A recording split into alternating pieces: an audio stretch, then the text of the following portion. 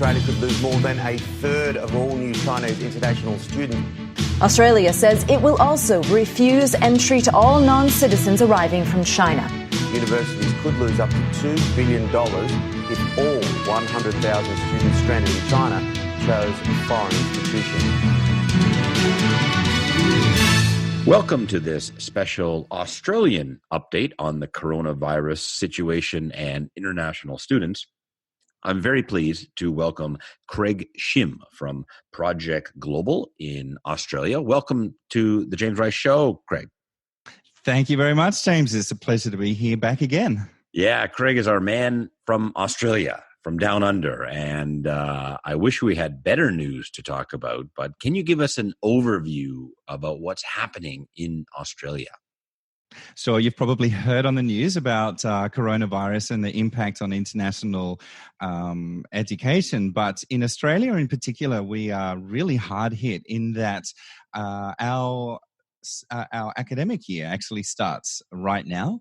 And as a result of all of those Chinese students who are currently stranded in China or in a third country, in many cases as of today, we really are big time in trouble in terms of taking a hit to our education sector. And I've heard there are about 100,000 Chinese students specifically stranded outside of Australia trying to get in to go back to university. Yeah, that's correct. We have about 200,000 Chinese students enrolled for semester one in Australia. International education is a massive part of our economy, and with 100,000 or over 100,000 Chinese students who are either in China or another country at the moment, that's really taking its toll. In fact, we look to lose up to $2 billion if those students don't return and don't come back in semester one.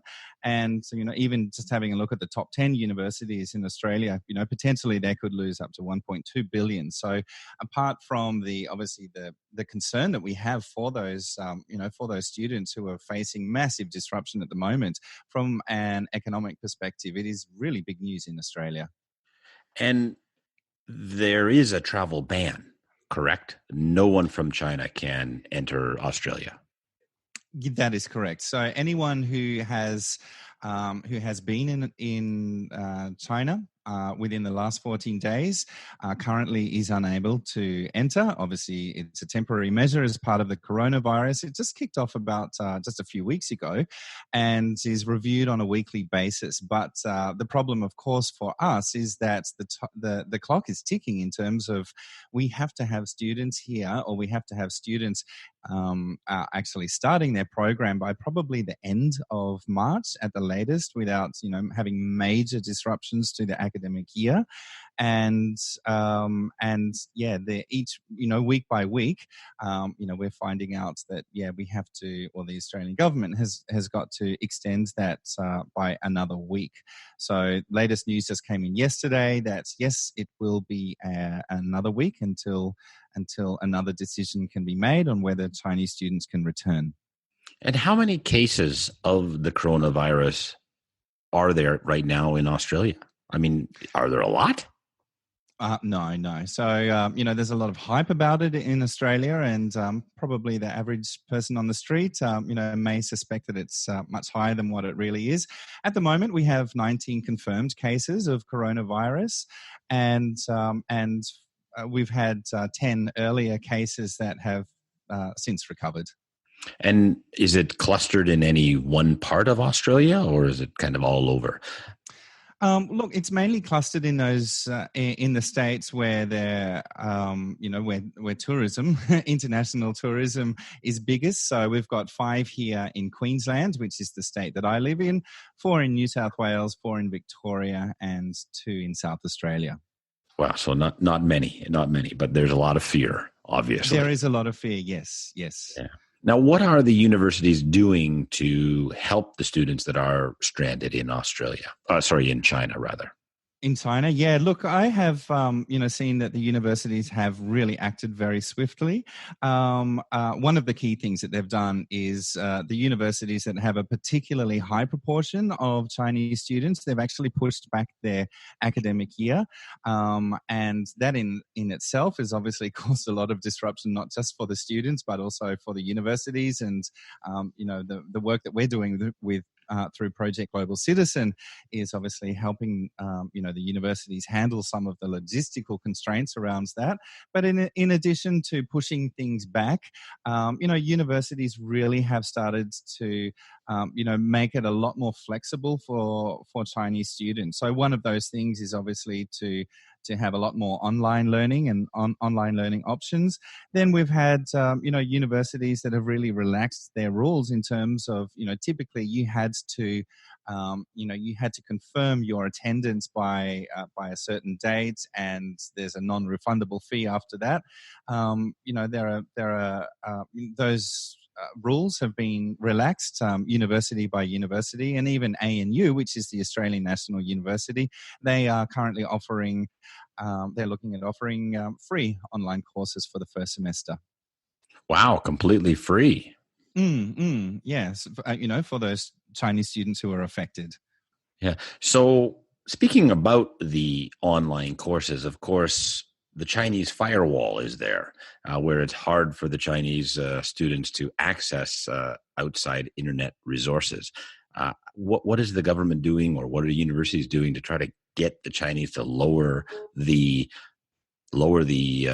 firewall, or even access the Chinese students? Yeah, you're absolutely right, James. When I lived in China, I had significant problems, as everybody does in China, in terms of accessing, I suppose, not quarantined or not sanctioned information. So, in other words, if you're a student right now in China, you can receive your emails that are coming from the university, but those emails normally have links to really timely updates and information. But those links generally sit on Australian government websites or the university websites. And up until just the last few days, really, it's been not impossible, but very, very difficult to access those websites from China. So you're right, there are a lot of high-level discussions that are happening at the moment to work with the Chinese government to get some of those restrictions lifted. So that's happening at the moment. It's certainly becoming easier. And, from a university's perspective, it's not just about communicating with the students, but it's also getting those online programs accessible in China. And there's a lot of I should really say kind of scrambling going on at the moment to ensure that the universities are able to adjust their online learning platforms by perhaps using third-party software, so that the students in China can access the classes as per normal, but obviously in an online format. Now, you've been called in to help as well. I mean, this is what caught my eye is you've been hired, or your organization has been brought in. What are you doing in terms of helping universities specifically? So we have, as I've previously mentioned on your show, James, for Project Global Citizen, our focus is on the cultural aspect. So, for example, in our regular Project Global Citizen program, it's an 8-week flagship program that talks about cross-cultural skills, really, for international students to improve their employability, no matter where in the world they want to work. Now, because that's been highly successful in the rollout that we've had last year, we've been brought in now to help Chinese students in particular with their integration into Australia, and also in terms of their adjustments to academic life in Australia. And what we focus on is, what are the unwritten rules that people just don't explain necessarily to international students? And so whereas the universities already have a lot of information that is available for Chinese students so that they can, understand what life is like in Australia, daily living, where how to access, say, support services. The problem that we recognize from a cultural perspective is that because of those cultural differences, Chinese students may not actually understand the underlying unwritten rules in terms of what's expected of the students and what the students should be expecting of those support providers and, of course, of their teammates and their lecturers. Well, one of the things the Chinese students are learning now is some of those rules and the underlining rules now, I think, trying to, get through this maze of the coronavirus. Yeah, you're absolutely right. Yeah. So are you bringing your product online and helping the Chinese students and helping the universities coordinate that, or what are you doing specifically with those students stranded? Yeah, because of the fact that we have to assume at this point in time that that students will be accessing online. It means that unlike our flagship program, which is a blended learning program, our new program, which is called Project Global Citizen Digital O Week, is specifically online, and we have teamed up with one of the world's leading online providers of intercultural resources and training, and so we've got a learning program or a learning pathway specifically for Chinese students. We've obviously tested that platform and made sure that it does work in China, and so that's all ready to go now. And we'll supplement that with webinars so that we have the ability for those Chinese students who are in particular still overseas, so that they can really hear from us from an intercultural perspective, so that we can answer a lot of their questions and fill in the missing gaps for them, which are those unwritten rules. And we also want to enable those students to be able to have their own communities. So, for example, we're looking at teaming up seniors with juniors, or basically repeat students who have already been in Australia and buddying them up so that they can answer some of the questions of the new students who are coming to Australia. Now, obviously, this program is designed for Australia, but thinking ahead, and if we do get an outbreak, say in Canada, where I am, or the USA or UK or Italy, is your program adaptable for those universities to jump on board and if there is an outbreak in a specific city or a specific country to use for this situation? Yeah, and the reason why is that because we've partnered up with this world-leading online intercultural platform, that platform itself is the same one that we use in our day-to-day job, which is our corporate training. So we basically do intercultural coaching for in the global mobility sector. So helping, for example, leaders of multinational companies as they move and have international assignments overseas. And so this learning platform has a whole lot of information on about 100 and close to 150 countries.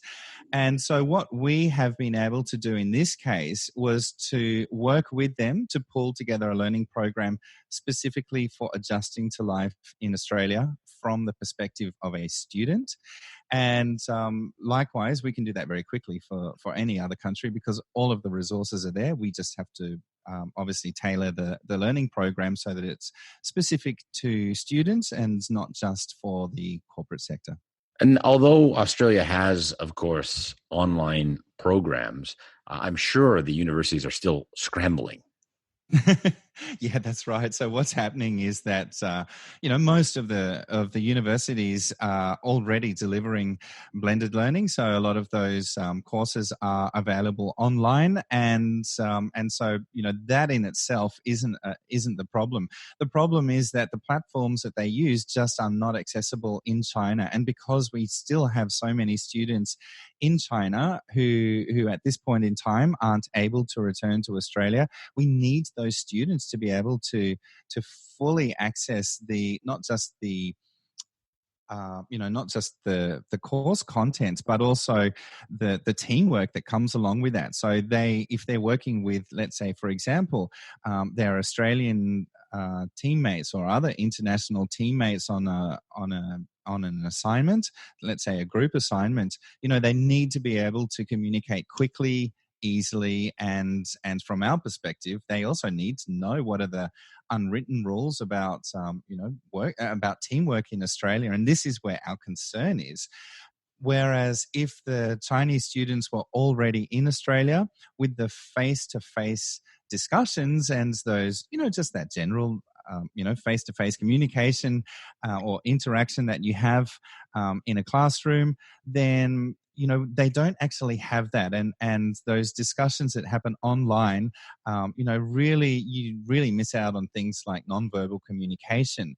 And so we see the biggest risk here is that the Chinese students might be assuming that when it comes to submitting assignments on time, doing teamwork, how to communicate with their Australian teammates, they might be assuming that they're doing a great job.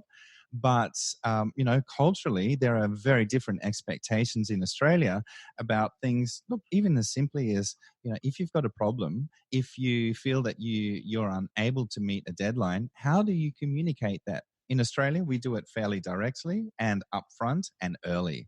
So, for example, if I'm unable to submit an assignment on time, I know that my teammates would expect me, number one, to quite explicitly say, look, I'm having problems getting my work done on time. I'm just letting you know in advance there's a high risk that I won't be able to get it done on time. Let's have an open and honest conversation about how we can work around this. This would be a typical Australian way of dealing with this difficult situation. Whereas if you're a student from China, when we have a look at different cultural dimensions, so for example, with communication, whereas in Australia we tend to be fairly direct, from a Chinese cultural perspective, you will probably tend to be a lot more diplomatic and indirect. So what might happen is that the Chinese student won't actually say directly that, look, I can't get this work done on time. And from the Australian student's perspective, because they're not used to reading between the lines, they're just assuming that, okay, I haven't heard anything from my teammates, therefore everything is on track, everything is fine. And it's only at the last minute that you find out, hang on, where's your work? And that's where we have a lot of problems in terms of mistrust, because, one party does not understand where the other party is coming from in terms of communication. Is just one of the many many things that comes up. So Right. That's where we know that we need to address a lot of those unwritten rules to make sure that those Chinese students do understand how they can survive and thrive in the Australian academic environment. Now, while I've got you on the line here, one of the things that I'm hearing and reading on that valuable Twitterverse is that Australian universities are trying to allow, or suggesting to, or perhaps Chinese students are doing it by themselves. It's a bit unclear who's directing this, but going through third-party countries, so avoiding trying to beat that 14-day ban. So they're traveling through Japan or Thailand and then into Australia. Is this happening out there? And what are you hearing? Sure. So there's just to recap the situation at the moment, the Australian government is saying, number one, if you are currently in China or if you have passed through China in the last 14 days, you cannot yet return to Australia. And number two, the Australian government is also advising do not try to go through another third country. There are obviously a whole lot of risks by doing that. So in terms of our universities blanket-wide, nationwide, trying to encourage this, no, I don't think that is the case. But yes, I am aware that in the last few days, in particular, there is an element of at least one university that I know of that is looking at helping students to. For those students who do decide that they are moving through another country, providing some kind of financial support for those students so that they can get back in Australia on time for the beginning of semester one. I know that for myself, we've got a number of Project Global Citizen interns. Some of our interns are in China, and one of them in particular is actually has left China and has moved through to another country as well, again in the hope that in 14 days they will be able to get back into Australia. Wow, that's incredible. So they're trying to find a way. And what are you hearing on the social media chat sites from China? Is this something that they're discussing, the Chinese students? So it's quite interesting comparing what is in the news in Australia and what is actually happening in those chat groups. So I am obviously monitoring. I'm part of a few different student groups on Chinese social media platform, which is called WeChat. And I get a ping every time someone has a comment. So every time, for example, the Australian government makes an announcement that there's another delay of a week, on my phone I'm hearing ping, ping, ping, ping, ping. There's a lot of messages, a lot of conversations going through, and it's interesting that the majority of those conversations at the moment really are about how do we get to Australia. There's a lot of questions about, should we be going through a third country? When is the Australian government likely to lift the travel ban? So all of those conversations are really focused on how do we get back to Australia.